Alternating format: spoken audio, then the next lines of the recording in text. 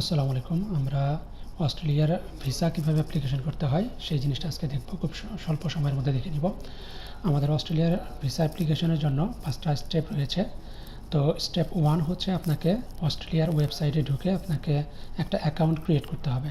Step 2 হচ্ছে আপনার সমস্ত ইনফরমেশন সঠিকভাবে পূরণ করতে হবে। স্টেপ 3 হচ্ছে আপনার যত নেসেসারি ডকুমেন্টস আছে সমস্ত ডকুমেন্টস আপনাকে ওয়েবসাইটে আপলোড করতে হবে। তো আপনার আপলোড সম্পন্ন হয়ে গেলে আপনি সাবমিট দিবেন। সাবমিট দেওয়ার পর আপনাকে পেমেন্ট করতে হবে। স্টেপ 4 হচ্ছে আপনাকে পেমেন্ট করতে হবে।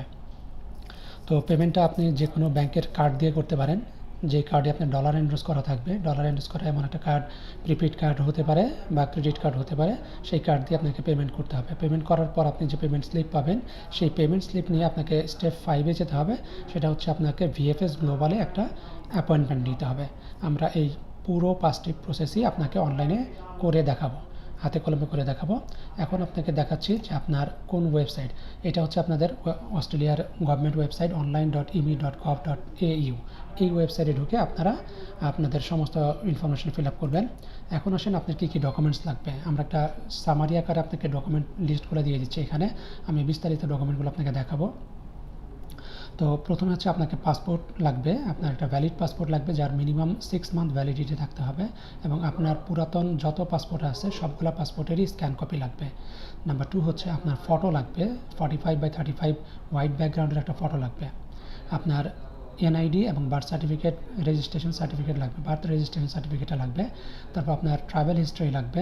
আপনার পৃথিবীর যেসব দেশে আপনি ট্রাভেল করেছেন সেই ট্রাভেলের এন্ট্রি এবং এক্সিট যত সিল আছে সেই সিলের কপিগুলো লাগবে, এবং সমস্ত ভিসাগুলোর কপি লাগবে। তারপর আসতেছে আপনার ফ্যামিলি ডিটেলস লাগবে। ফ্যামিলি ডিটেলসের আপনার বাবা মা ভাই বোন এবং বাচ্চা কাচ্চা যারা থাকে, আপনার ওয়াইফ, এই সবার এনআইডি এবং অথবা বার্থ সার্টিফিকেট লাগবে।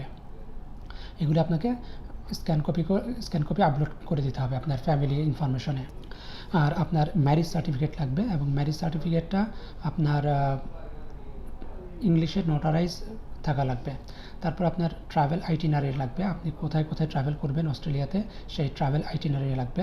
আপনার কী কারণে ট্রাভেল করবেন সেটা একটা কাভার লেটার লাগবে বা পারপাস অফ ভিজিট লাগবে। দেন আপনার একটা হোটেল বুকিং দিতে হবে। আপনি অস্ট্রেলিয়া যেখানে উঠতে যাচ্ছেন সেখানকার একটা নির্দিষ্ট ডেটে একটা হোটেল বুকিং লাগবে, এবং সেটা আপনার ট্রাভেল আইটিনারির সাথে মিল থাকা লাগবে। নেক্সট হচ্ছে আপনার একটা এয়ার টিকিট লাগবে। এটা বুকিং এয়ার টিকিট, আপনার কনফার্মেশন এয়ার টিকিট না, বুকিং এয়ার টিকিট, এবং সেই এয়ার টিকিটের বুকিংটা আপনার সেই ট্রাভেল আইটিনারির সাথে এবং হোটেল বুকিংয়ের সাথে মিল রেখে একটা রিটার্ন টিকিট সহ আপনার এয়ার রিটার্ন টিকিটটা আপনি এখানে সাবমিট করবেন। আর এরপরে লাগতেছে আপনার টিন এবং ট্যাক্স সার্টিফিকেট। আপনার যে টিন সার্টিফিকেট আছে সেটা লাগবে, এবং বিগত 3 বছরের ট্যাক্স জমা দিয়েছেন সেই ট্যাক্সের সার্টিফিকেটটা জমা দিতে হবে। বলে রাখা ভালো যে আপনার 1 বছরের ট্যাক্স সার্টিফিকেট দেওয়া হবে, বাট 3 বছর দিতে পারলে সবচেয়ে ভালো হয়। এর পরবর্তীতে আসতেছে আপনার হচ্ছে ফিনান্সিয়াল ডকুমেন্ট। ফিনান্সিয়াল ডকুমেন্টের মধ্যে আপনার প্রথমে আসতেছে আপনার ব্যাংকের যে ব্যালেন্স আছে, ব্যাংকে যে টাকা ব্যালেন্স থাকবে। আপনার অস্ট্রেলিয়ার মতো দেশে যেতে হলে আপনার অনেক টাকা খরচ আছে। সেক্ষেত্রে আপনার ব্যাংকে মিনিমাম ব্যালেন্স 15 থেকে 25 লাখ টাকা বা 30 লাখ টাকা থাকলে ভালো হয়। মিনিমাম 15 লাখ টাকা। 15 লাখের নিচে আপনি ব্যাংক স্টেটমেন্ট সাবমিট করলে আসলে যৌক্তিক হবে না। আপনার সাথে ব্যাংকে ব্যালেন্সের সাথে সাথে ব্যাংকের স্টেটমেন্টের সাথে সাথে আপনাকে একটা ব্যাংক সলভেন্সি সার্টিফিকেট দিতে হবে, এবং সলভেন্সিতে আপনি আপনার ব্যালেন্সের কথাটা উল্লেখ থাকবে, এবং সেখানে আপনি অস্ট্রেলিয়ান ডলারে করে নেবেন। আপনার ব্যাংকে বলবেন যাতে তারা অস্ট্রেলিয়ান ডলারে ভ্যালুটা বের করে দেয়। এরপরে থাকতেছে আপনার হচ্ছে অ্যাসেট। আপনার যে যত প্রকার প্রপার্টিজ আছে প্রত্যেকটা প্রপার্টির আপনার ইংলিশ ট্রান্সলেট, আপনি যেমন আপনার দলিল, মানে জায়গা থাকতে পারে, জায়গার দলিল থাকতে পারে, ফ্ল্যাট থাকতে পারে, ফ্ল্যাটের একটা ডিড থাকতে পারে, সেই ডিডগুলো English translated copy, notarize copy হতে হবে। হ্যাঁ, এই সবগুলো কপি আপনি ফিনান্সিয়াল ডকুমেন্টের আন্ডারে আপনি আপলোড করে দিবেন। তারপরে আপনার থাকতেছে হচ্ছে প্রফেশন। আপনি নিশ্চয়ই কিছু একটা করেন বাংলাদেশে, তো বিজনেস অথবা জব যে কোনো একটা কিছু করতে পারেন। যদি বিজনেস করে থাকেন আপনার ট্রেড লাইসেন্স নাম্বার 1। নাম্বার 2 হচ্ছে আপনার যত প্রকার মেম্বারশিপ থাকবে সেই মেম্বারশিপগুলোর আপনার মেম্বারশিপ সার্টিফিকেটগুলোর স্ক্যান কপি।